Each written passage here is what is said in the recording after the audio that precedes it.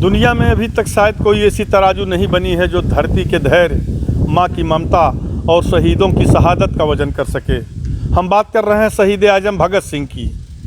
आज ही के दिन 23 मार्च 1931 को लाहौर के सेंट्रल जेल में भगत सिंह को फांसी दे दी गई थी। भगत सिंह के साथ सुखदेव और राजगुरु को भी फांसी के फंदे पर चढ़ाया गया था। दरअसल इन वीर सपूतों ने गोरों की गर्दन झुका दी थी, उनके दांत खट्टे कर दिए थे। एक दिलचस्प बात मैं अपने दर्शकों को बताना चाहता हूं। भगत सिंह को जब फांसी दी जा रही थी, केवल 10 मिनट बाकी थे, तो जेल कर्मी ने आकर कहा कि अब केवल 10 मिनट शेष हैं, आप बताइए आपकी आखिरी इच्छा क्या है, अंतिम स्नान कर लीजिए। भगत सिंह ने कहा अभी 10 मिनट बाकी है, चुप रहिए, एक क्रांतिकारी दूसरे क्रांतिकारी से बात कर रहा है। दरअसल भगत सिंह उस समय लेनिन की किताब पढ़ रहे थे। भगत सिंह महान क्रांतिकारी, वीर सपूत, वीर योद्धा, इन्हीं योद्धाओं के बदौलत यह देश आज़ाद हुआ है। लेकिन दुख की बात है कि शहीदों की चिताओं पर लगेंगे हर बरस मेले, वतन पर मिटने वालों का यही बाकी निशा होगा।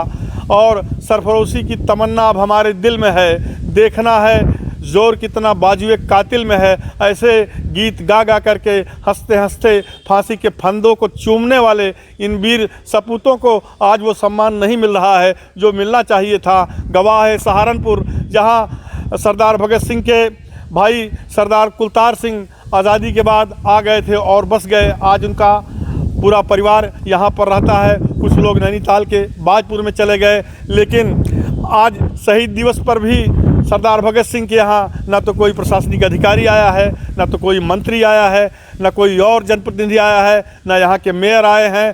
कहने को वोट मांगने के लिए तमाम नेता गली मोहल्लों में आते हैं और उस दरमियान इस कोठी पर भी आते हैं। लेकिन वतन के नाम पर अपनी जान कुर्बान करने वाले इस वीर सपूत के दरवाजे पर आज किसी जनप्रतिनिधि ने दस्तक नहीं दी। यह मलाल इनके परिजनों में होना स्वाभाविक है। फिलहाल हम मंजीत कौर जी से बात करते हैं, जो सरदार कुलतार सिंह की बहू हैं और यहाँ सहारनपुर में रहती हैं। हम उनसे पूछते हैं भगत सिंह के बारे में। उनके पास तमाम भगत सिंह के लिखे हुए खत हैं, उनकी स्मृतियाँ हैं। मंजीत कौर कहती हैं कि जब तक स्मरण है तभी तक सब कुछ है, स्मरण अगर खत्म हो गया तो फिर मरण होता है। भगत सिंह हमेशा सदियों तक लोगों की जहन में ज़िंदा रहेंगे। उन्होंने मुल्क के नाम पर अपने प्राण न्यौछावर किए हैं। हम बात करते हैं मंजीत कौर जी से। तो हम इस समय सरदार भगत सिंह के भाई कुलतार सिंह जो सहारनपुर में आकर बस गए थे, उनके बेटे किरणजीत सिंह की पत्नी मंजीत कौर जी के पास बैठे हुए हैं। सरदार भगत सिंह की ढेर सारी स्मृतियाँ इनके जहन में हैं, इनके घर में उनके लिखे हुए खत हैं, तमाम बहुत सारी चीज़ें हैं जिससे ये लोग वाबस्ता है। हम बात करते हैं मंजीत कौर जी से। आज ही के दिन भगत सिंह जी को फांसी के फंदे पर चढ़ा दिया गया था और पूरा मुल्क उन पर नाच करता है। हम सहारनपुर की बात करते हैं तो आज क्या कोई नेता या प्रशासनिक अधिकारी आपके घर पर आया या श्रद्धा सुमन चढ़ाने, उनको पुष्पांजलि देने, श्रद्धांजलि देने? कोई भी यहाँ से, जबकि मंत्री हैं, 2 सांसद हैं और प्रशासनिक अधिकारी हैं, कोई आया कि नहीं आया? वैसे तो घर पे नहीं कोई आया। हम लोग अपने घर पे ही उनको सुबह श्रद्धा सुमन अर्पित करते हैं। तो बाकी जो है भगत सिंह जी को जो श्रद्धा सुमन देने हैं या नहीं, वो तो लोगों के दिलों में बसे हुए हैं। तो उनको जो भी लोग हैं अपनी अपनी जगह पे श्रद्धांजलि दे रहे हैं और उनकी कोई पर्सनली कोई आके श्रद्धांजलि घर पे दे, ये कोई खास मायने नहीं रखती है। सबके दिलों में वो बसते हैं और उनको अपनी जगह से श्रद्धांजलि देते हैं। नहीं, जैसे कि कोई प्रशासनिक अधिकारी या नेतागण नहीं है तो इसका मलाल नहीं आप लोगों को? नहीं, ऐसा नहीं लगता कि वो सम्मान नहीं मिल रहा है जो मिलना चाहिए एक इतने बड़े मतलब क्रांतिकारी वीर सपूत को, जिसने अंग्रेजों के दांत खट्टे कर दिए, हंसते हंसते फांसी के फंदे पर वो झूल गए थे और इतिहास इस बात का साक्षी है। बहरहाल ये तो आपका बड़प्पन है। शहीद भगत सिंह से जुड़ी कुछ स्मृतियाँ, उनके जो खत वगैरह हैं, उसके बारे में कुछ आप बताएंगी? हाँ जी, जो भगत सिंह जी जो थे वो तो बचपन से ही उनको अपने परिवार में वो माहौल मिला था जो देश की आज़ादी के लिए लड़ रहे थे। तो इसीलिए वो जज्बा उन्हें अपने विरासत में ही मिला। तो जो उनके पिताजी थे सरदार किशन सिंह या उनके जो चाचा थे, तो सभी इस आंदोलन में कूदे हुए थे। तो देश की आज़ादी का जो उन्हें मिला, तो वो उन्हें पारिवारिक तौर पे मिला। तो बचपन से उन्होंने देखा और फिर उसके बाद में उन्होंने उसी चीज़ को आगे बढ़ाया।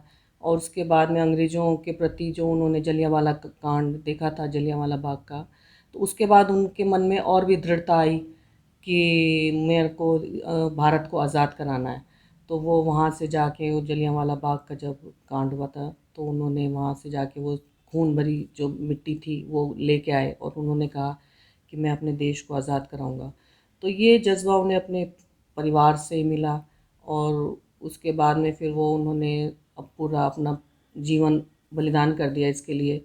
और उन्होंने कभी भी जब उन्हें फांसी का आदेश हुआ तो उन्हें कहा गया वकील कर लो, तो उन्होंने कहा नहीं, मुझे कुछ नहीं करना है, मैं अब देश के लिए कुछ करना चाहता हूँ। और वो हंसते हंसते फांसी के फंदे चढ़ गए।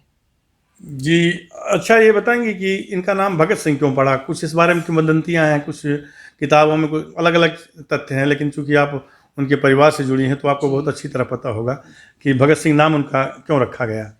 जी, वो जो मैंने आपको पहले बताया कि सारा परिवार जो था देश की आज़ादी के लिए लगा हुआ था।